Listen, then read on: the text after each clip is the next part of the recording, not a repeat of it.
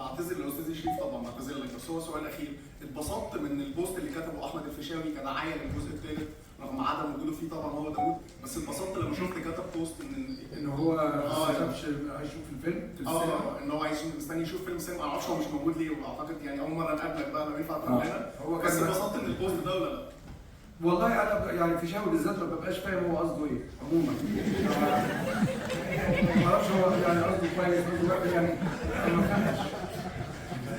فطبعا في شاوي قال لك لا استنوني انا قدامي 3 افلام قدامي 6 شهور.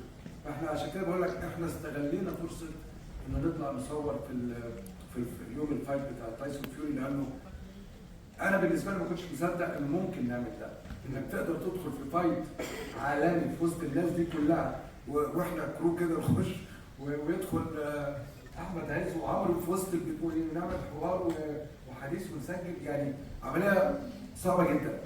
فده اللي خلانا نجي.